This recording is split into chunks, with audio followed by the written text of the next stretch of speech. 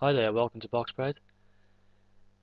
In this video I'm going to be giving my prediction on the big British fight which is happening on the 21st of May between James DeGale and George Groves. The fight is for the British Super Middleweight Title, and the records show that James DeGale is unbeaten with 10 victories, no losses, no draws, an 80% knockout ratio. George Groves is 12 victories unbeaten with no losses or no draws, and around an 83% knockout ratio. Let me just start by saying that this fight is extremely highly anticipated here in the UK. I believe that this fight has garnered more interest and anticipation than the fight that it serves on the undercard for, which is actually the main event of the night, is going to be where Nathan Cleverly, also from the UK, actually fights Jürgen Brähmer for a world title, the light heavyweight title. That just goes to show how big this fight is here in the UK.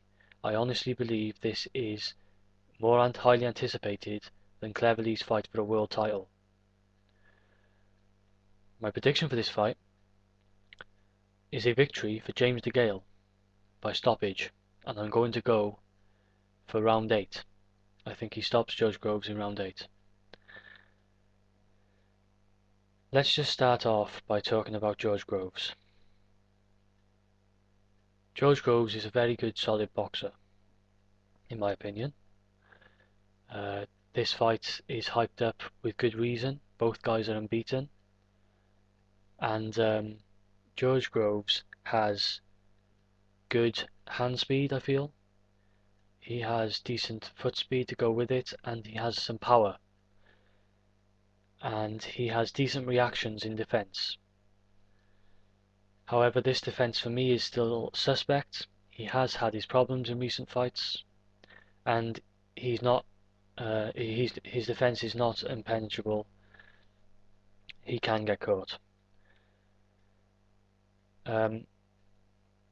Now, there's another channel which I've mentioned before, Hatman TV, and this guy has sort of been championing the the exposure of George Groves' trainer Adam Booth, who also trains David Haye, the heavyweight champion, the world heavyweight champion.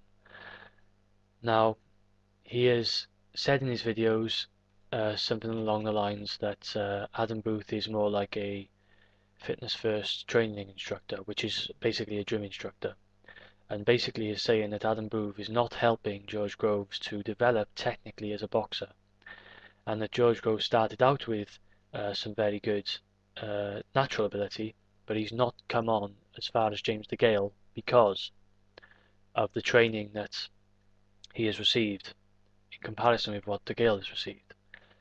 And I have to say, for the most part, I agree with that. Even though Adam Booth does train heavyweight champion David Haye, I feel that David Haye is responsible for David Haye being heavyweight champion more than Adam Booth is responsible for that. I feel that David Haye over the years has found his niche. He's found his style that suits him, his physique, and the way he fights. He is a predator. He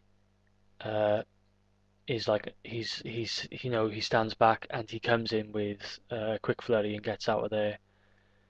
He basically has just got his style, and I feel that David Haye has learned that style, and he has decided himself to use that style more than Adam Booth has influenced him to take that.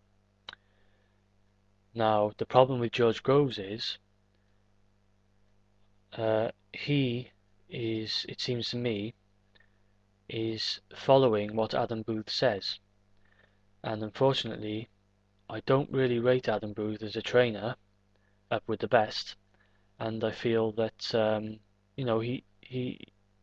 feel that Groves is suffering because of it, and he's not developing the way he should be. So to me, Groves at the moment is still at a domestic European Commonwealth level. It's probably at a push to win European Commonwealth. And I know this is for the British Super Middleweight title, but if DeGale wasn't in the picture, I think he probably would be the holder of that quite convincingly. Now, moving on to James DeGale. Whereas I see George Groves as just a solid up-and-coming fighter, I see James DeGale as he has more of an X factor. He is more special, so to speak. He has that special, natural, and developed ability. To compare the two, James DeGale is a student of the game. He studies boxing. He studies different people's styles from over the years, and he has used this in developing his own style. George Groves is less of a student of the game and more of a student of his trainer and the people around him telling him what to do. This in turn makes one guy, George Groves, less able to adapt mid-fight and makes James DeGale more able to adapt at his own will during a fight. If things aren't going wrong, I fully believe that James DeGale can switch his plans, go to plan B, like all the best fighters do, and defeat his opponent in a different way, if the first plan A is not working. Now, James DeGale, he works out of a Philly shell defense. He keeps low. He is similar, if you watch Paul McCluskey, who recently fought against Amir Khan, that type of stance. That's the type of stance we're looking at and talking about. And he has an attribute which is rather rare in that he is a switcher. He can switch stances, but he can switch stance mid-fight, mid-punch, mid-attack, mid-defense. He can switch from orthodox to southpaw and back again. And I've said it before, where in videos of another fighter who does the same thing, Dmitry Pirog. Do not underestimate the effect of this skill. It makes it extremely difficult for the opposition. If you're set up to fight a guy in one stance and he's punching you, and as he's punching you he switches stance midway, it's just almost impossible to see where the punches are coming from and how you should be setting up your defense. Not to mention how you should be attacking the opposition then. I feel another channel, I'm sure you all know of it, is Dwyer70905. He has a very good video up, just his thoughts on DeGale and Groves and Nathan Cleverly, things like that. And he talks about the sparring partners that have been used for this fight. George Groves is sparring with Andre Dirrell of Super 6 fame, which he does mention is not at all relevant to this fight, because Andre Dirrell is a mover. He moves around the ring. He keeps away from you. James DeGale will come at you more forward, and he can fight you on the inside. He is far more awkward on an inside level. And although James DeGale is sparring with Nathan Cleverly, which is also not really a good suit to prepare for Groves, really, although it's not as bad as trying to prepare for DeGale with Dirrell, I do feel that it just goes to show the sort of lack of knowledge and preparation in the Groves camp. And I don't know who's deciding these sparring partners, but I'm guessing that Adam Booth should have a say in it. And I just don't think it's the best way to prepare. He's not going to get the type of sparring he needs to deal with DeGale. And I feel that, if I'm looking at the two fighters, George Groves is the type of fighter who I feel, if I'm looking at world title level, I feel he can get there one day, but he's still not ready. And he's not at that level, and he's going to need a few more fights, even if he wins this one, I feel, to even go to world level. Whereas James DeGale, on the other hand, I feel could go and win a world title now. Just to give you an example, there have been reports that James DeGale actually turned down the chance at fighting for a world title to take this fight, and his reasons being that he doesn't want George Groves living off of his shadow for his rest of his career, or if he becomes champion, he doesn't want George Groves carrying on to continuing to call him out. So he wants to get rid of Groves out of the picture now and carry on and go in to win the world title. He does have some arrogance about him, and James DeGale, but I don't mind this, and I just think it's important to be confident as a boxer, and I think it's that confidence that makes him go in the ring with the ability that he does have and the belief that he has to defeat these guys. So I think that James DeGale,